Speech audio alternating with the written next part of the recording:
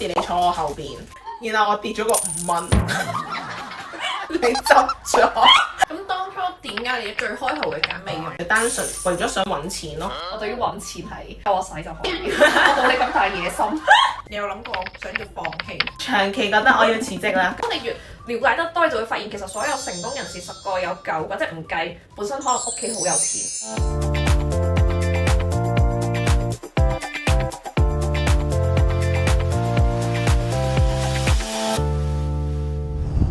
嚟到精緻女生研究所，我係月希，呢一個係專係關於講自我成長、豐盛思維嘅頻道。呢一個係一個新系列，叫做 CEO 養成系列，所以又要同大家介紹我身邊嘅呢一位我嘅好朋友，美容界女王 Mabel。而我哋第一次啱認識嘅時候係咩狀況？小學。嗰時你坐我後邊，然後我跌咗個5蚊，你執咗，然後我周圍揾，應該唔係第一次，但我記得有件咁嘅事。係啊，真係揾有邊咧碌走咗，有邊咧，原來俾你執咗。你係大個嘅時候先話翻俾我知，但我記得呢件事。我唔記得咗，我細個坐你後邊咯。有唔知1年班定2年班？我唔係淨係1年班先同你一齊㗎咩？係咪1、2年班都係同一班，即係都係同一個 level 啦。估唔到我哋小學1年班我坐你後邊，跟住幾多年後啊？小學25年啦。 25年後我哋今日一齊嚟錄 podcast。我哋呢一個叫做 CEO 係養成系列啦，就係專講靈性生活、講創業，專為想要變靚、變有錢、有人愛嘅女仔而創立嘅一個頻道。咁我哋會講下身心靈啦，講下身心靈點樣影響我哋嘅事業、人生，分享 Mabel 嘅創業經驗，提升收入嘅方法，令我哋變成一個走路大風的女孩。月寶介紹一下你自己，你從美容學徒到而家有11間香港養生美容店，一路過嚟一定有超多故事。你覺得最改變你人生嘅時刻係幾時？發生咩事？我諗係創業之後，即係我係陀住個 BB 辭職，然之後就開始展開我嘅事業。因為打工係打工嘅階段啊嘛，咁你學幾多嘢都係課打工用嘅。但係創業係真係講緊同雜工冇分別，你又要做 marketing 啦，又要訂貨啦，就連你公司嘅廁紙都要你買啦。當嗰一年又創業又生 BB，由一個連餵奶都唔識餵奶嘅我，而突然間要學人做媽咪喎。咁係乜都唔識，咁嗰個階段嘅我係我人生最大嘅轉變開始啊！咁你覺得改變嘅係咩嗰個階段令你？改變咗要負責任啦，即係譬如我揀得去創業，我就一定要為我間公司、為我嘅同事、為我嘅 partner 去負責任。即係譬如我翻工翻得唔開心，我可以拍個籮柚就講辭職，我唔做啦。但係當我決定咗我要創業嘅時候，開咗一間公司，你無論如何你只要行嘅啫嘛。因為如果你即係要執笠或者有啲咩問題，咁你間公司會冇咗，你啲同事會失業，咁係好大責任。咁所以我覺得最令我改變係我會去承擔呢一份責任。咁當初點解你最開頭會揀美容業？你覺得呢個行業有咩咁吸引你？係純粹係因為我個朋友佢去做美容，佢揾到錢，單純為咗想揾錢咯。但係你問我係咪好貪命啊？各方面其實唔係，只不過係對於冇學歷又或者乜都唔識嘅情況下，我覺得做美容係最容易揾到錢嘅一個行業咯。10年，你有諗過想要放棄？好想放棄就一定係打工嗰個階段嘅我，因為我打工咁我係由美容學徒做起嘅，咁我個人呢，本身啲手腳唔協調嘅，基本上我去學洗面呢，人哋可能2-3日就學識㗎啦。但我足足學咗應該個幾2個禮拜，然後當時我嘅同學仲話：唉，同 Mabel 一班真係唔好學，因為我哋嘅老師係你要全部學生識晒先可以去下一班嘅，先可以學理論學其他嘢。仲有個同事係俾我洗到塊面敏感，都好，佢都唔緊要啦，你繼續學。我係完全耽誤晒成個課室嘅進度嘅。咁當時係每一日都好想放棄，但係每一日都覺得唉，都揀咗啦，冇理由咁易放棄。然後好啦，學識咗美容學徒就要去學銷售。人生第一次見客呢係牙震啊、腳震啊，好驚，因為我本身唔係特別識講嘢嘅。然後仲要見客，心跳加速到哇快到癲咗。過咗咁多年都好記得當時嘅我，咁都係好想放棄。咁我覺得唉算啦，人生咩都試下，又繼續行。我諗嗰6-7年長期每一日都諗，做埋今個月我就要放棄啦，做埋今個月我就要辭職啊，keep 住一個循環咁樣去做下，就做到我直到某一日真係覺得我要創業啦，咁就真係放棄，然後就展開我嘅新階段。咁創業由開始到依家我都冇諗過要放棄，反而仲諗點樣越做越好咯。而家講我就諗起係咯，以前你成日都話係咪要辭職？係啊，長期覺得我要辭職啦，搞唔掂啦。你覺得令你可以堅持到咁耐係咩原因？即係點解可以每次想放棄，但係最後都越堅持到落去？因為真係好想揾錢咯，可能係因為我覺得除咗呢一行，我應該揾唔到一份更好嘅工咯，只可以繼續堅持，咁然後堅持下堅持就堅持到依家做我中意做嘅嘢啦。你覺得心態、心靈上同成功之間有冇關係？同你嘅事業成功？絕對有嘅，但係其實我無論我做緊邊個階段嘅，其實我嘅表現都係唔錯嘅。咁係因為嚟自於我嘅心態真係好強咯，即係我要決定做一樣嘢嘅時候，我就唔會去諗人哋叻過我點會做得到？我唔諗呢啲嘅，我係從來都係諗我一定要做到。其實我覺得係有呢份心而令我可以走到今日。有一樣嘢我覺得好重要，係我係一個先相信後看見嘅人嚟嘅，即係好多人係你俾啲甜頭我先再諗我做唔做啦，但我唔係噶。我做每一樣嘢，我一日唔做，我一做，我係一定相信嗰一樣嘢係一定可以做到一樣好好嘅結果，好大嘅成績，我就會無論如何相信呢件事，然後就算遇到啲咩問題，我都會做好佢，因為我相信係一定會做得好咯。咁所以我覺得我呢個心態都係令到我可以邁向成功嘅一個好重要因素咯。你覺得係一個點樣嘅心態先可以令你今時今日賺到咁多錢？賺錢嘅心態啊，就係你要相信你自己真係做到咯。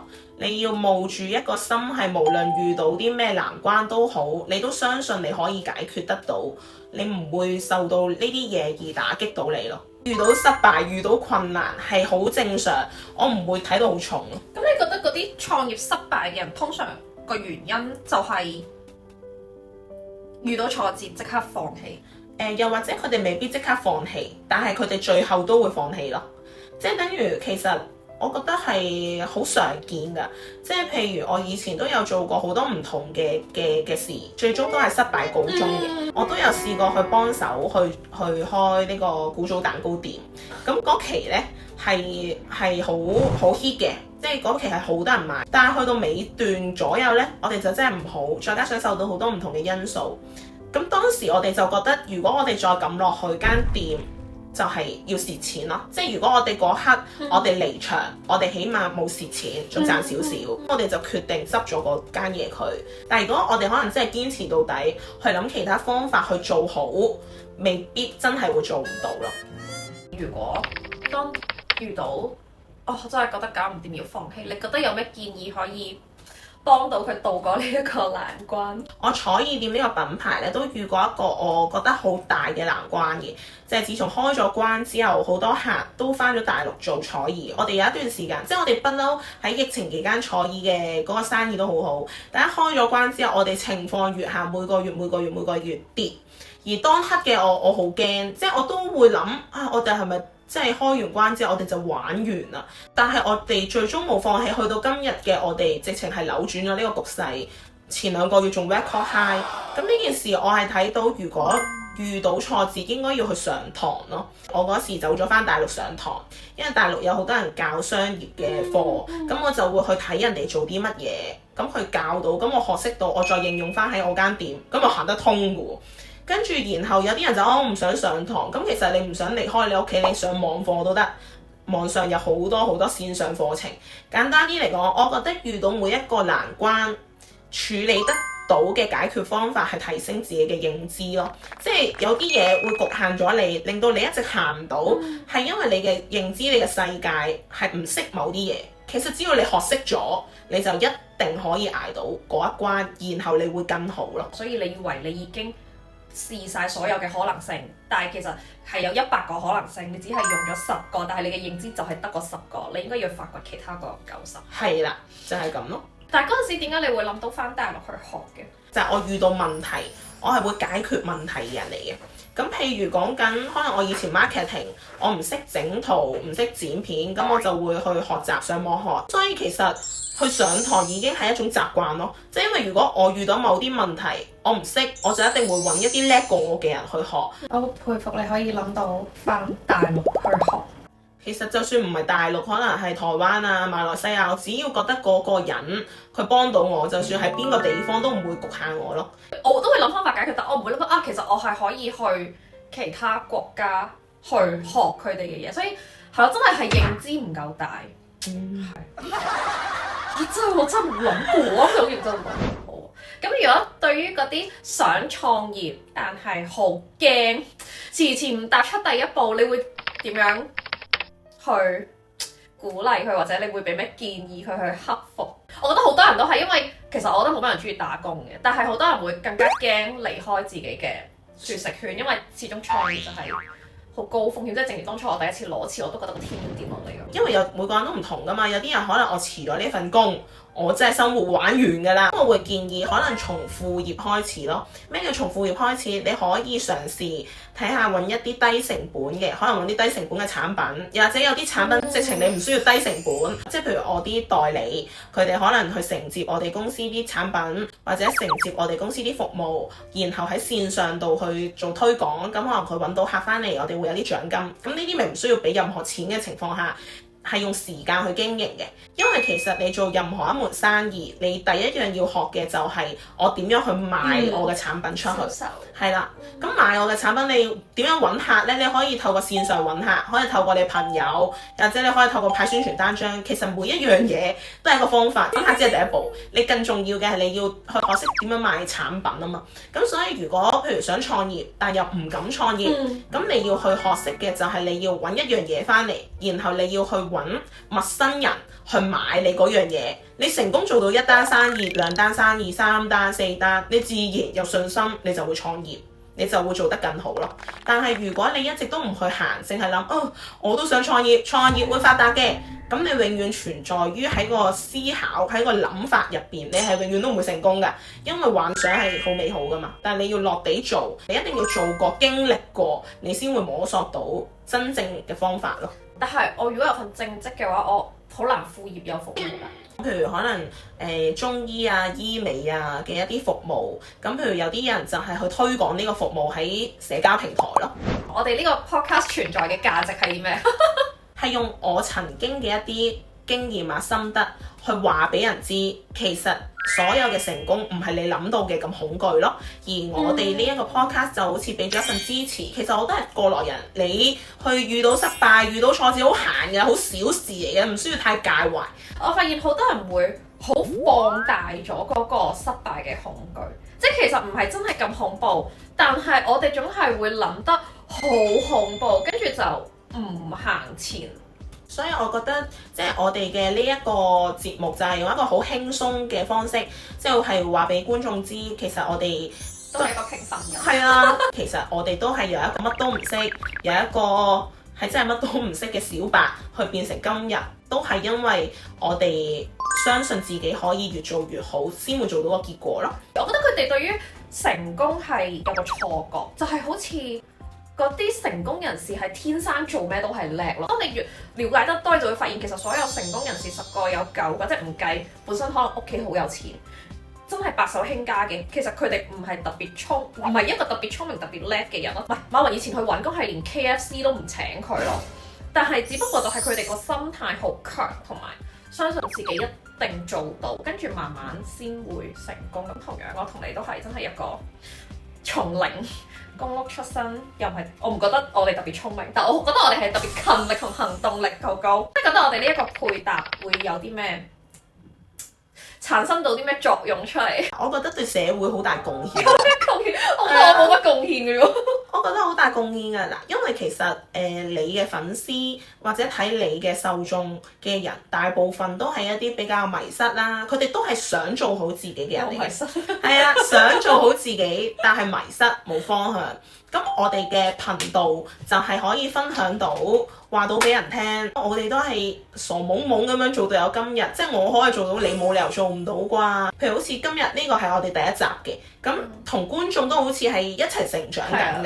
大家就會睇，係1年後就會睇翻今日第一集有幾柒。即係今日望個鏡頭都唔知望邊個位置好啊！我冇望過。係啊，即係全部嘢都係好簡陋啊，唔知點，純粹係想拍就拍咯。咁但係我諗其實去到1年後，我哋嘅畫面肯定唔係咁樣，佢哋都會睇到我哋嘅成長，而佢哋睇到我哋嘅成長嘅同時，我哋都會感染到佢哋，都會想去行出呢一步去改變咯。咁呢個已經係對社會好大貢獻㗎啦，生命影響到好多人生命㗎啦。我覺得同你，首先我唔使咁悶啦，因為我冇朋友，你都知。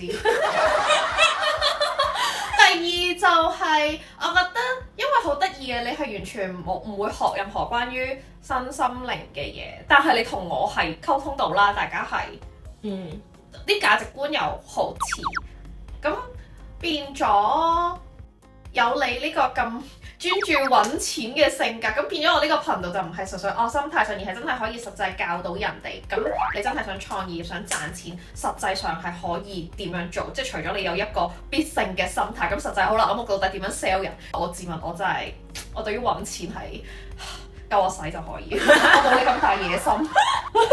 啱嘅。所以呢，我哋呢一個頻道就會係除咗講新聞啦，就會講創業啊，講揾錢啊，點樣做一個內外兼備、經濟獨立、keep 住我成長嘅一個頻道。OK，咁仲有我哋嘅結尾係咯。咁我諗唔到結尾要講咩咯喎。冇喎，你頭先已經講咗啦。其實個結尾就係今日講嘢就到多啦。